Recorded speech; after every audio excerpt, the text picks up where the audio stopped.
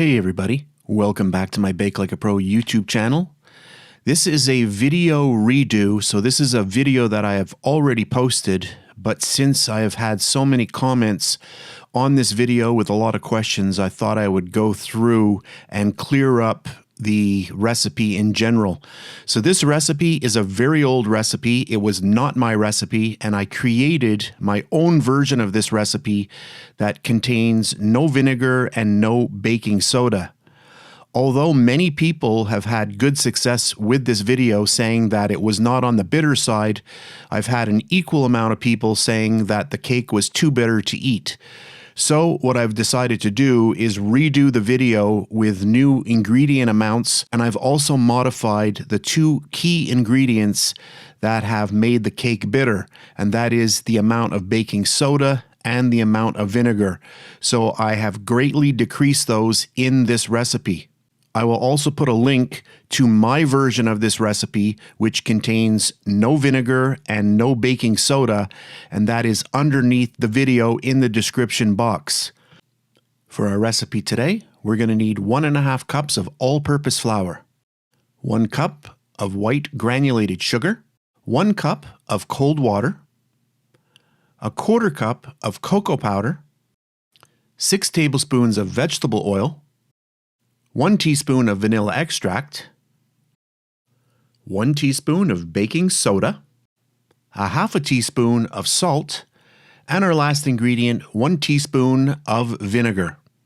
For my first step, I've taken all of my dry ingredients and put those together here.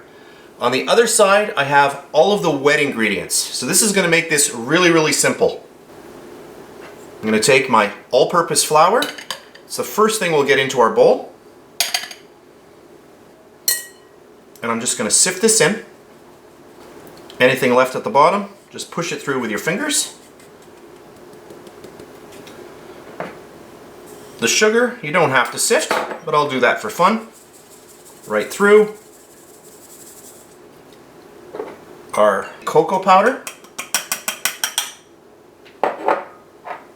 Our salt. And our baking soda. And that's baking soda, not baking powder. The baking soda is going to have a chemical reaction with our white vinegar. I'll grab the back of a spoon and I'll push this through. Perfect. I will grab a whisk and I'm just going to combine all of the ingredients together. So once this is all combined, you can just grab a little spoon and we're just going to make 3 little wells. And this is not really necessary, but this is how people made this recipe a long time ago. So you make 3 little holes, and this is what they did.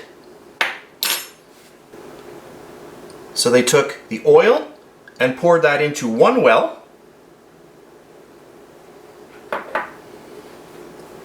The vinegar into another well,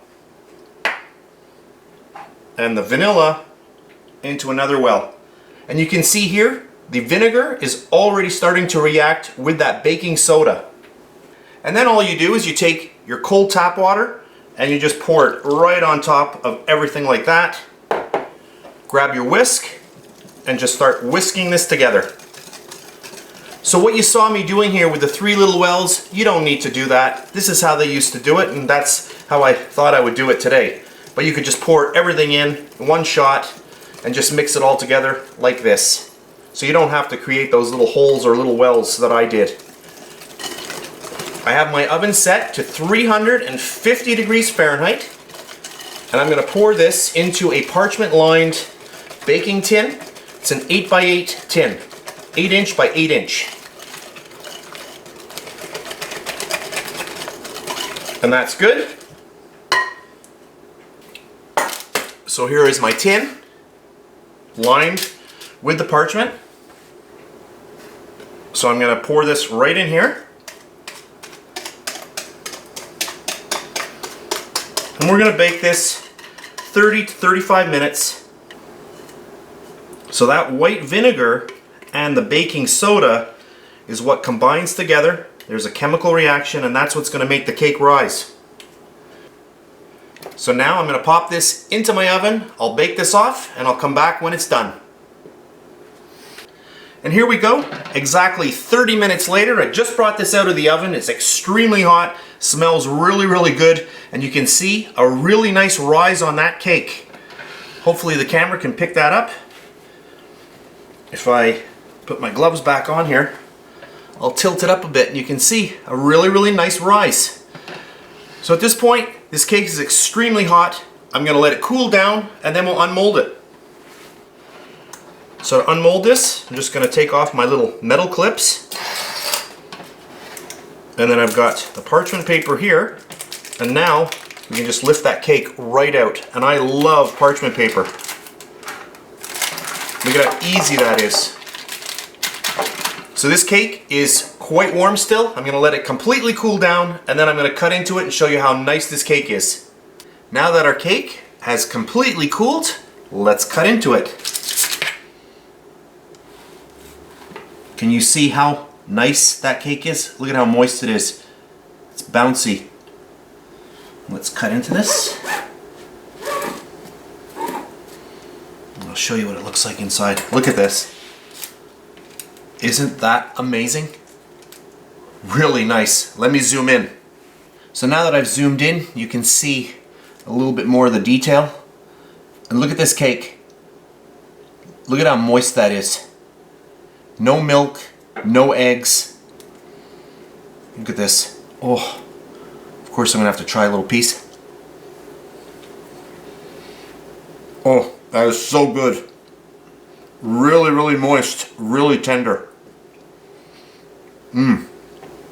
You would never know that there are no eggs in here. So all I've done here is I've just taken off a little piece so that I've got a nice straight edge. I'm gonna grab a nice little square here and get it onto a plate.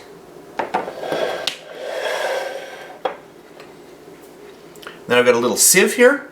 I'm just going to put a little bit of powdered sugar in there, and then we're just going to tap the top right here and just get a little bit on there. And there is a nice way to serve this, just like that. And here we have our final product. Our really, really yummy, super tender, wacky cake. No milk, no eggs. A really, really fun and easy recipe. I hope you enjoyed this video. If you did, please give me a thumbs up. Subscribe if you wish. I do appreciate that. That's it for today, and I'll see you next time. And please subscribe to my Bake Like a Pro YouTube channel and also click that notification bell to be alerted every time I upload a brand new video.